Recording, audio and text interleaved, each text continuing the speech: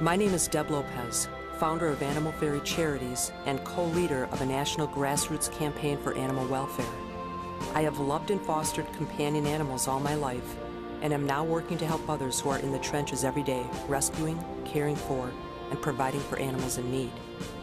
And now, Animal Fairy Charities presents Animal Advocate Television, a show designed to help inform, educate, and engage the public on animal welfare issues and provide support and recognition for those who are out there giving of themselves to make things better for our companion animals.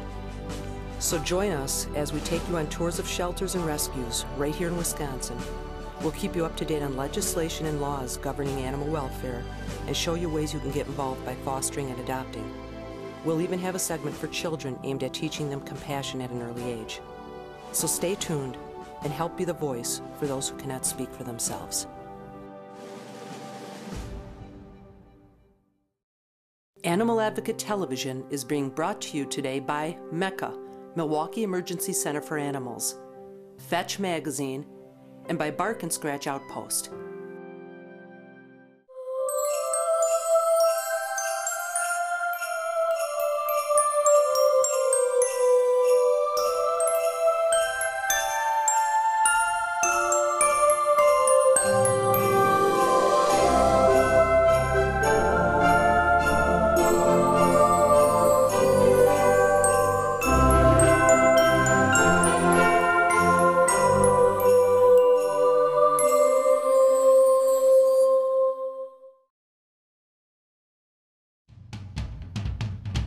When I went to visit the Milwaukee Animal Rescue Center, I couldn't believe my eyes.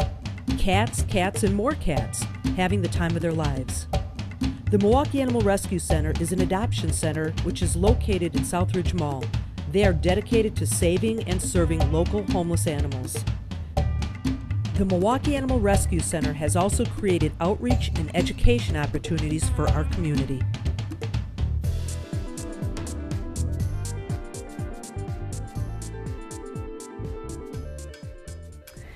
The organization started in early 2005 as a partnership with the Humane Animal Welfare Society of Waukesha County was our primary sponsor. We also teamed up with Washington County Humane Society, Elm Brook Humane Society, and the Milwaukee Area Domestic Animal Control Commission. A bunch of shelters and folks got together, recognized the need for assisting animals primarily from MADAC, and we were charged with getting an adoption program going to focus on the cats, but also to include the dogs. We set up in MADAC's conference room for 6 months, and after that time period, when we were establishing on our own, moved into our current space at Southridge Mall, and we've been here almost 5 years. What makes us different from other organizations is probably our housing. All of our dogs are housed in foster care. We don't believe in facility-based housing for the dogs. And all of our cats that are adoption ready are housed here at Southridge. Those that are not adoption ready, which may include recovering from illness or injury, pregnant and nursing moms, orphan kittens that are being bottle fed or hand fed, those all reside in foster care. But the adoption ready cats all live here. They have a great, primarily cageless environment for the most part. Most of the cats do have full access to running the adoption center during our closed hours. And then obviously when we are open, they do have to go in their cages, but they have a lot of freedoms and a lot of liberties here at the center to exercise and play. It allows us to be able to know them and get to learn their personalities so that we have more success in placement. We have an extraordinarily low return rate, very, very low actually, and we do find that most of our returns, by most definitions, are probably not classified as returns, but in fact are more owner surrenders because they do come 2 and 3 years after placement, primarily due to a change in the family circumstance, moving, loss of job, addition of family member, that kind of thing. So because we're able to know our cats very well and our dogs, obviously since they live in foster care, we're able to take our time in placement. There's no sense of urgency for us. If somebody walks in here today, they're actually not taking an animal home that day unless they have adopted from us previously. Being in a retail environment, we're very sensitive to the fact that people may find us on impulse, and we like to take our time and make sure that we're matching the just right cat to their just right family. So I think that's probably what makes us pretty unique.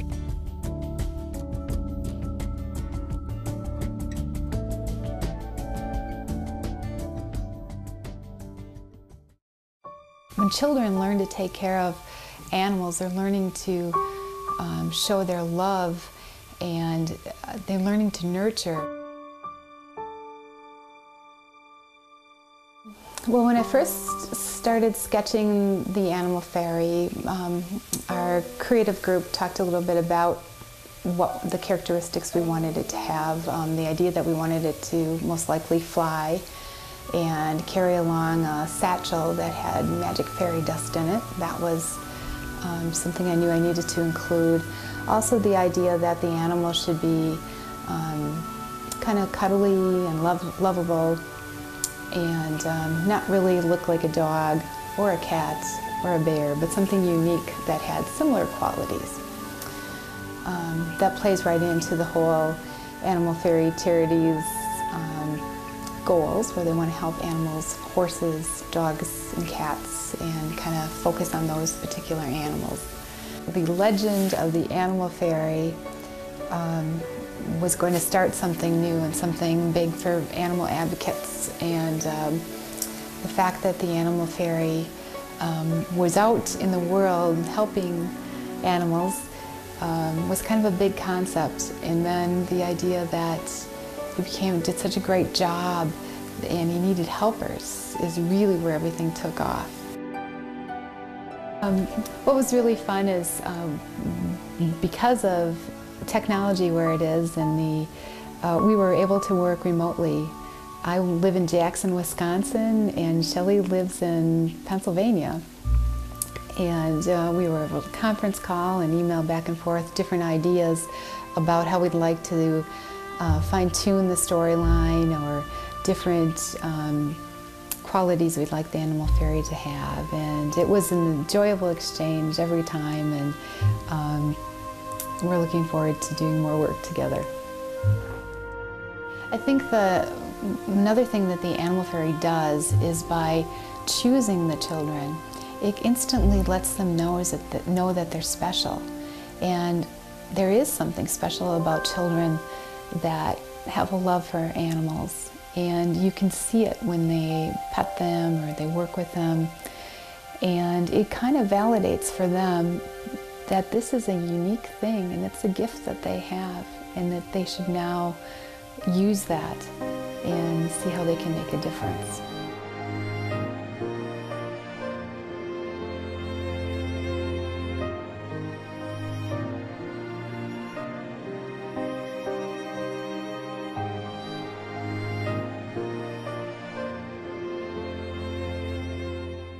Hi, I'm Jackie Lou Heiss-Bennett, pet reporter for the Milwaukee Journal-Sentinel. Midge here knows that Wisconsin winters can be tough on pets, so you can help. Make sure your pet has a warm shelter and fresh, unfrozen water. Keep their paws clear of salt and snow. And make sure that you brush them frequently, because the effects of dry indoor air can hurt their coats. For more pet tips, visit my Animal Magnetism pet blog at www.jsonline.com. Hi, I'm Lori Minetti. We, as a compassionate nation, can no longer look the other way when it comes to our abandoned, abused, or neglected animal companions. It's time for us to step up and be the strength and the voice for those who cannot speak for themselves. You can be that voice through your tax-deductible donation to Animal Fairy Charities, an organization dedicated to raising and distributing funds to other nonprofit animal welfare groups. Log on to animalfairycharities.org or call 262-989-0604. Animal Advocate Television is being brought to you today by MECA, Milwaukee Emergency Center for Animals, Fetch Magazine, and by Bark and Scratch Outpost. And now a word from our sponsors. I felt that there was a great need for not only emergency and critical care, but referral work as surgery, internal medicine, critical care medicine, something that was open 24/7.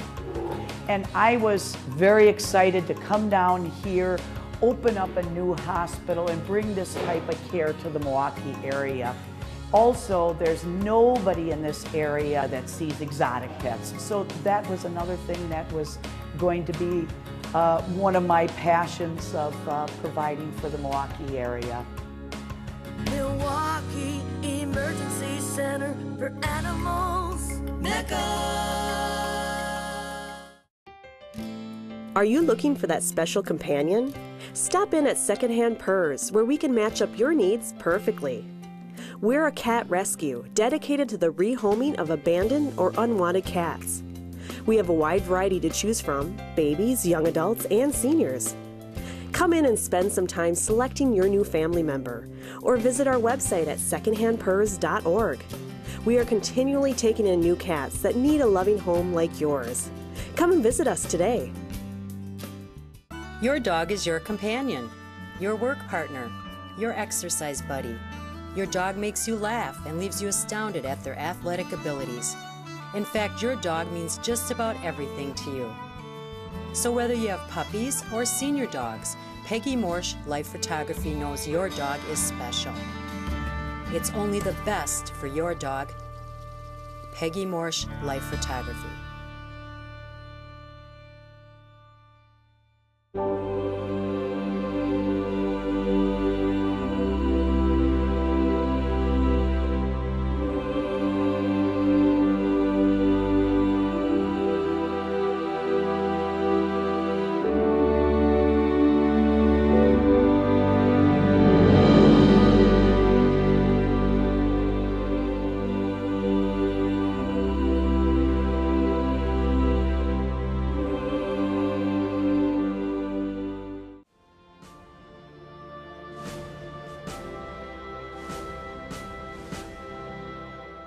Our companion animals need us more now than ever.